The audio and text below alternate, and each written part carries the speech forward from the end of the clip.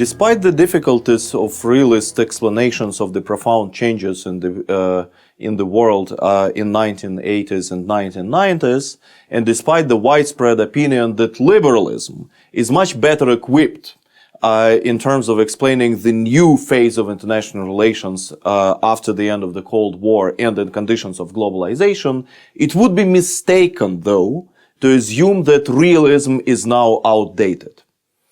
Because if you think that realism is outdated and the realist laws and patterns of international behavior no longer work, you will ignore very important things and objective things and phenomena that continue to exist in the international system, such as that sovereign states remain the key actors of international politics. Yes, new actors of international relations have re-emerged, and we have an abundance and growth and rise of non-state actors. But they still do not and cannot and will not substitute for states. There is no alternative for sovereign state as the form of organization of political space. And this is very, very evident nowadays with the rise of the so-called Islamic State, with the rise of international terrorist organizations, and so on. It is clear that the only alternatives to sovereign state is chaos. And sovereign states must be preserved and strengthened. Secondly, if you think that realism is outdated, you will ignore that fundamental laws of interstate interaction, of interstate relations, are the same despite the change of the social reality. And these fundamental laws of interstate relations are still as they were centuries ago. A mixture of cooperation and conflict in relations between states. Yes, cooperation have become more important and often, but conflicts have not disappeared at all in the interstate relations. Moreover, conflicts are becoming more and more increasingly evident and widespread nowadays. And even in the immediate post-Cold War period, conflicts continued to exist. Look at the Middle East. Look at the situation in Asia Pacific. Even in Europe, for instance, there was a profound conflict between Russia and the West over NATO enlargement. So conflicts coexisted with cooperation, and this is the objective reality that must not be ignored. National security was remaining as the basic need of any state. Yes, prosperity was, or economic development was also important. But considerations of national security remained vital for every single state in the world in the post-Cold War era, including and especially for the United States as the sole superpower. And finally, military power still matter in world politics and continued to matter in world politics in the post-Cold War world. Yes, the role of economics relative to the military power increased, but it does not mean that military power became irrelevant. Come on, military power was the method, was the instrument of the United States to conduct hegemonic policies in the 1990s and 2000s. And military power was the way for some countries as North Korea and Iran to resist American interventions. China having risen, and as China continues to rise economically, it transforms its economic wealth into military power. And China has already become the second power in the world after the United States in terms of defense spending. So the conclusion that we should make from this observation is the following. That the world basically after the end of the Cold War and in conditions of globalization became bifurcated. We live in parallel realities. One reality is the reality of global governance and globalization with its own logic of conduct, of cooperation, of management of transnational threats and challenges, and this is really better explained through liberalism. But the other parallel reality, which also objectively exists, and which is becoming increasingly important and which never disappeared, is the realist reality of power politics and realist interstate relations, of state interests, of security considerations, considerations of survival, the importance of military power, the role of nation states as still the key actors of international security, and so on and so forth. So it is wrong to assume that realist paradigm is outdated. It is more correct to say that realist paradigm and liberal paradigm, they explain different realities at the same time, and both these different realities are real and objective in the bifurcated world of today.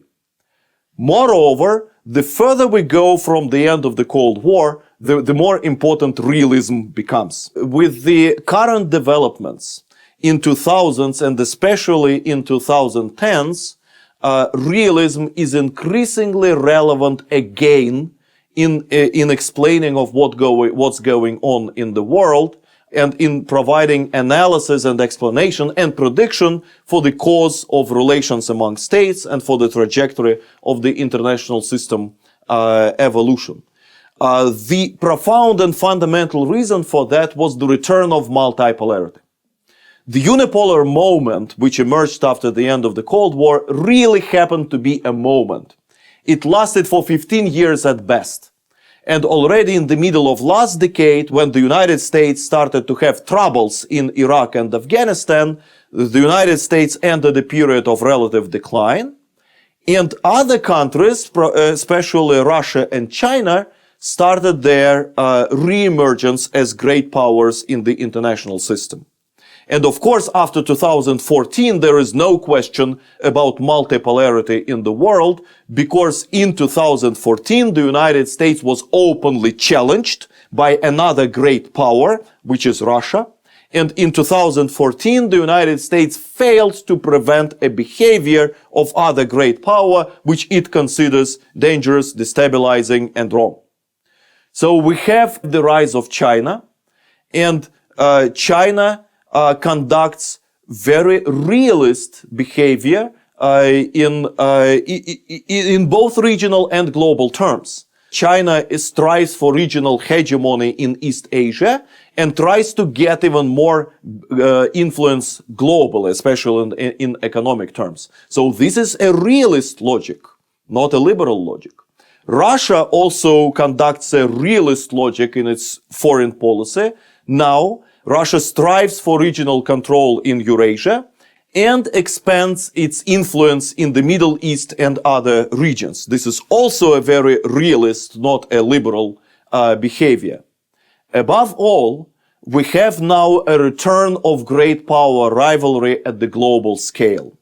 And the manifestations of this great power rivalry is the new US-Russian confrontation, which became outright in 2014 with the Ukraine crisis, and the growing competition and rivalry, strategic rivalry between the United States and China.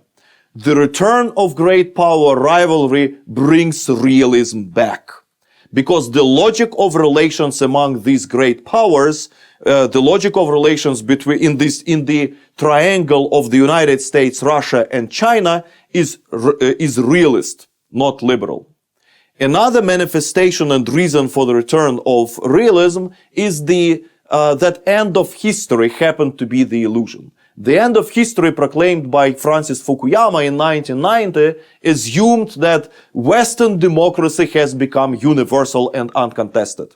This became false because the Western model of development and ideology is increasingly rejected in many parts of the world, not just in the Middle East, but also by China, by Russia, by some other countries in the world. And new alternatives to the Western ideology start to happen, such as authoritarian capitalism. So ideological competition returned, which also make the world much more realist than liberal. And finally, realism becomes increasingly important and I would say even dominant in explaining and predicting the international relations of today and of the near-term future, because key regions of the world start to develop and have already started to develop according to the realist logic. Look at the situation in Asia Pacific.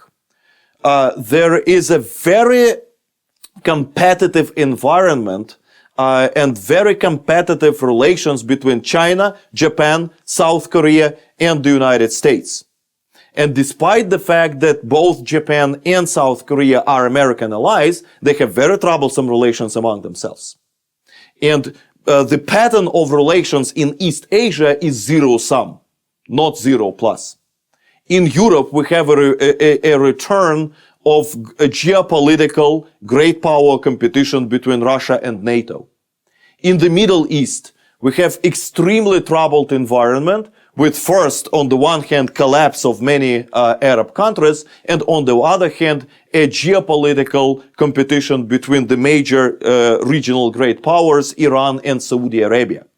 So Asia, Europe, and Middle East already develop much more according to realist logic than the liberal logic. Thus, realism is once again relevant, and it will be detrimental for explaining of the international relations in the 21st century.